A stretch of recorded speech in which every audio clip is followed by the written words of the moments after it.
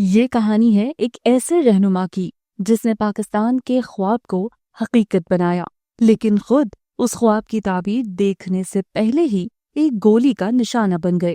نواب زادہ لیاقت علی خان پاکستان کے پہلے وزیر اعظم اور قائد اعظم محمد علی جناح کے مخلص ترین ساتھی، جنہیں شہید ملت کے نام سے بھی یاد کیا جاتا ہے۔ آج کی ویڈیو میں ہم جانیں گے ان کی زندگی کے وہ پہلو جنہوں نے تاریخ کے صفحات پر ان کا نام ہمیشہ کے لیے امر کر دیا۔ آگے چلنے سے پہلے اگر آپ دوستوں نے چینل کو سبسکرائب نہیں کیا تو کر لیں اور بیل آئیکن کے بٹن کو دبا دیں تاکہ آنے والی ہر نئی ویڈیو کا نوٹیفیکیشن آپ کو ملتا رہے۔ تو آئیے چلتے ہیں ایک عظیم رہنما کی داستان حیات کی طرف۔ لیاقت علی خان 1 اکتوبر 1895 کو کرنال، موجودہ ملک بھارت میں پیدا ہوئے۔ آپ کا تعلق ایک تعلیم یافتہ اور خوشحال نواب خاندان سے تھا۔ ابتدائی تعلیم علی گڑھ سے حاصل کی اور پھر اعلیٰ تعلیم کے لیے انگلینڈ گئے، جہاں آکسفورڈ یونیورسٹی سے گریجویشن کی اور لنکس ان سے قانون کی ڈگری حاصل کی۔ تعلیم مکمل کرنے کے بعد وہ برِ صغیر واپس آئے اور عملی سیاست کا آغاز کیا۔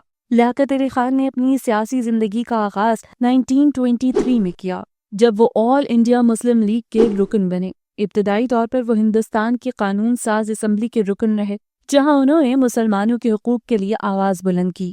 وقت کے ساتھ وہ قائد اعظم محمد علی جناح کے قریبی ساتھی بن گئے۔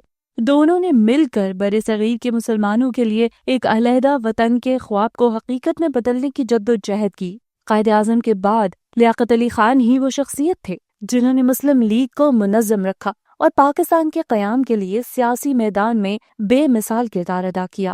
14 اگست 1947 کو جب پاکستان قائم ہوا، لیاقت علی خان کو پاکستان کا پہلا وزیر اعظم نامزد کیا گیا۔ یہ ایک مشکل وقت تھا۔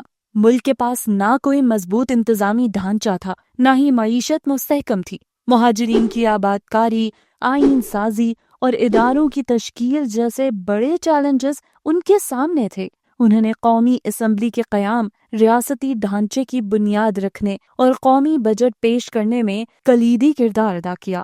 اسی دوران انہوں نے قرارداد مقاصد پیش کی جو پاکستان کے آئینی اور اسلامی تشخص کی بنیاد بنی۔ یہی قرارداد بعد میں پاکستان کے آئین کی روح قرار پائی۔ لیاقت علی خان کی خارجہ پالیسی متوازن تھی۔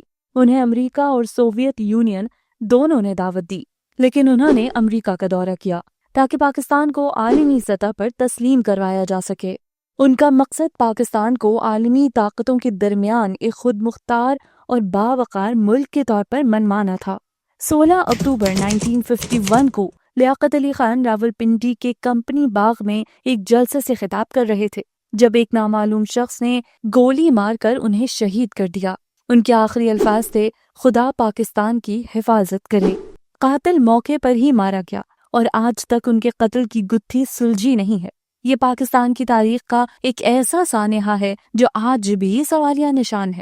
لیاقت علی خان کو ہمیشہ شہید ملت کے طور پر یاد کیا جاتا ہے۔ انہوں نے پاکستان کے ابتدائی دنوں میں مضبوط بنیادیں رکھیں، ایمانداری، سادگی اور حب الوطنی کی مثال قائم کی۔ ان کا نام آج بھی پاکستانی سیاست، تاریخ اور قیادت کا روشن باب ہے۔